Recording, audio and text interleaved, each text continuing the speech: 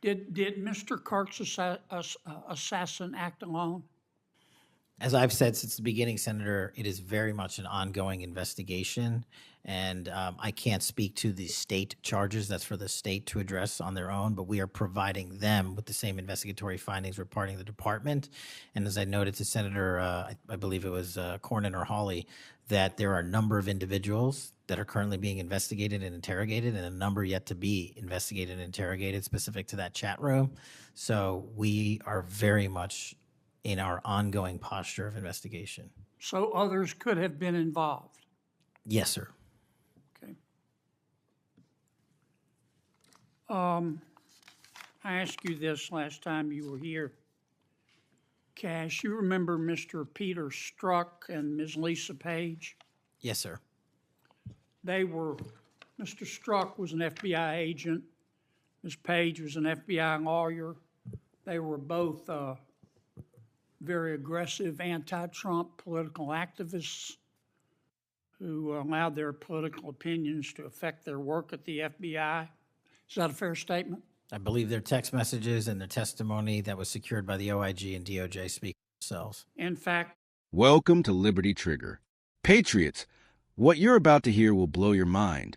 Another Senate hearing, another round of revelations, and once again, proof that the FBI and DOJ have been playing political games while the American people are left in the dark. Let's break this down. First off, let me say this. Hats off to the men and women on the ground in Utah and Minnesota. They caught the assassin of Charlie Kirk in just 33 hours. They caught the assassin of Representative Hoffman and his family in Minnesota within 48 hours. That's real police work. That's what law enforcement should be about. Protecting Americans, not playing politics. Here's where I raise an eyebrow. Mr.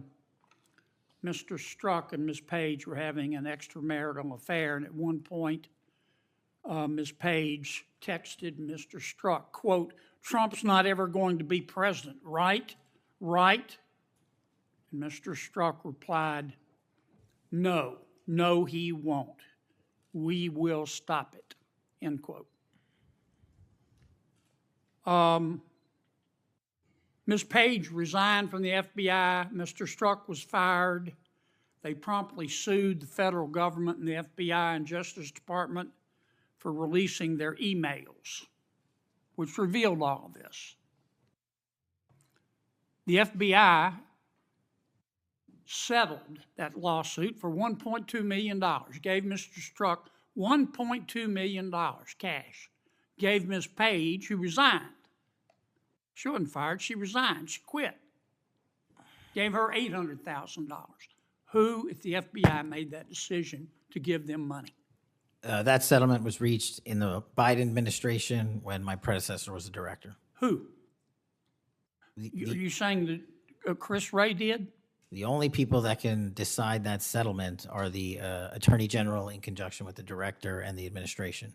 Okay, so you're telling me that Attorney General Garland and Director Wray decided to give them the money. Is Yes, that right? sir. Yes, sir. Okay. Now, when you took over the FBI, did you find instances of where under the Biden administration the FBI had weaponized the agency to push the political beliefs of President Biden? Sorry, the last part. When you took over the FBI, did you find instances of where the Biden administration had politicized the FBI to prosecute its political agenda? Well, I won't speak for other people. Having been a target of that weaponization, having been a staffer on the House Intelligence Committee, having had the Justice Department weaponized against me for making the findings and leading the investigation of Russiagate, I know what that feels like. And that's why, as the FBI director, I'm committing to not ever have that ever happen again. But I'm also committed to fully investigating what was done, and that matter is still ongoing. So I take it your answer is yes. Yes, sir. And you're firing those people, is that right? Anyone that politicizes their job at the FBI will not work at the FBI. Okay. You've heard some of my colleagues either implicitly or or otherwise suggest that you have politicized the FBI to prosecute the political beliefs of President Trump. Is that true? I don't know how that can be true when the stats that I cited, to include the 23,000 arrests, 6,000 weapons seized, 1,600 gang and criminal enterprise organizations, 4,700 children found and rescued, more enough fentanyl seized to kill a third of America. The men and women of the FBI are now on an apolitical mission, and this is why the numbers are historic in 7 Have you months. fired people because they voted for Vice President Harris? I don't ask people who they vote for, and neither does the FBI. Okay. But you've given people polygraphs, have you not? Many people in the FBI take polys. The FBI does that all the time. Yes, sir. Does it not? Yes, For sir. a long time, is that correct? Decades. All right. I want to ask you about the Epstein files. Have you seen the Epstein files? I have not reviewed the entirety of it myself, but a good amount. Would it be fair to say that Mr. Epstein trafficked young women, including, in some instances, minors, for sex to himself? That was specifically the allegations in the 2018 indictment in the Southern District of New York. Okay. Who else did he traffic these young women to? In terms of what the investigation, again, going back to 2008, Mr. Acosta, who limited the investigation and limited the search warrants and limited the parameters of the investigation, the only thing we are able to speak to publicly, because he was given a non-prosecution agreement by Mr. Acosta, is that first time period from, I believe, don't quote me on this, 97 to 2001-ish. And then when the Trump administration courageously reopened it. Kash, excuse me for interrupting, but I'm going to run out of time. You've seen most of the files. Who, if anyone, did Epstein traffic these young women to besides himself? Himself. There is no credible information. None. If there were, I would bring the case yesterday that he trafficked to other individuals. And the information we have, again, is limited. So the answer is no one For the information that we have in the files. in the case file. Okay. Now, President Trump has deferred to the FBI and the Department of Justice with respect to the Epstein records. He says it is your call about releasing them. And I understand that the department and the agency have decided to release them in cooperation with the House committee. Is that correct? Yes, sir. So you're releasing them a little bit at a time. Is that correct?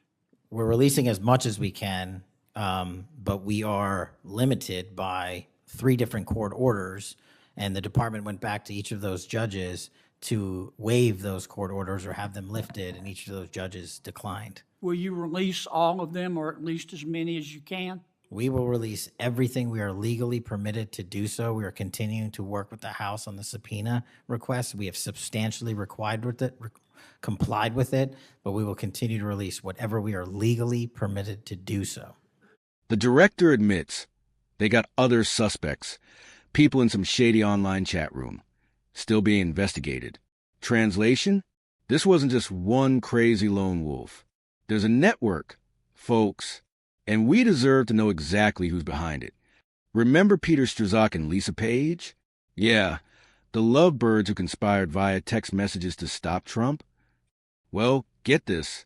Not only were they exposed, Strzok was fired, Page resigned, but under the Biden administration, the FBI settled with them. Strzok got $1.2 million. Lisa Page got $800,000. Cash, taxpayer money, yours and mine. They failed the American people, and then they were rewarded. Tell me that doesn't make your blood boil. The director admitted it plain and clear. Those settlements were approved by Attorney General Merrick Garland and FBI Director Chris Wray. So, yes, Biden's DOJ handed out the money, and they wonder why trust in these institutions is collapsing.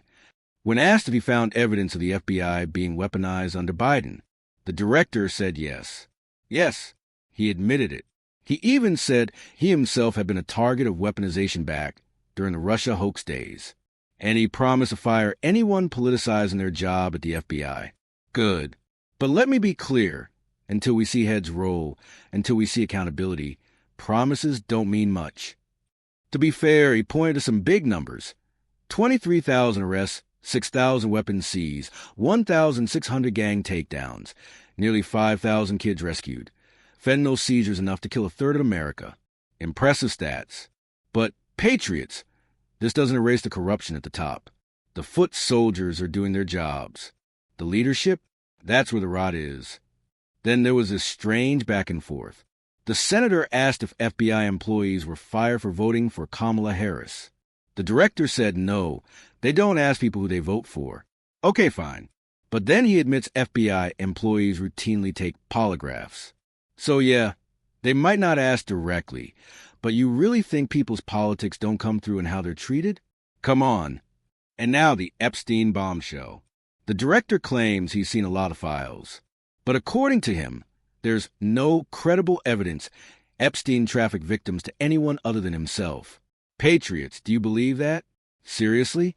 Epstein ran an entire operation, had connections with some of the most powerful people in the world, and we're supposed to believe it was just him? That dog won't hunt. The FBI says they're releasing files as much as legally permitted, but there are court orders blocking more. Convenient, right? They blame limitations from way back in the 2006 non-prosecution agreement. Yes, the sweetheart deal Epstein got. But here's the truth. The American people want names. We want accountability. We want to know who was part of Epstein's sick network. And no bureaucratic excuse will change that. Here's the bottom line. The FBI can arrest assassins in record time, good. But when it comes to exposing corruption inside their own ranks or revealing the truth about Epstein's powerful friends, suddenly everything is complicated. Suddenly, it's court orders, old agreements, and excuses. Strzok and Page got millions. Epstein's clients stay hidden. And the American people are left wondering, who does the FBI really work for? Patriots, we need transparency. We need accountability. And above all, we need leadership that fears the people, not the politicians. Because in this country, power is supposed to belong to we the people. Don't ever forget that. If you're sick of the corruption, if you want truth, hit that like button, share this video, and subscribe. We'll keep exposing the truth, no matter how much the establishment tries to cover it up. Stay vigilant, stay free, and God bless America.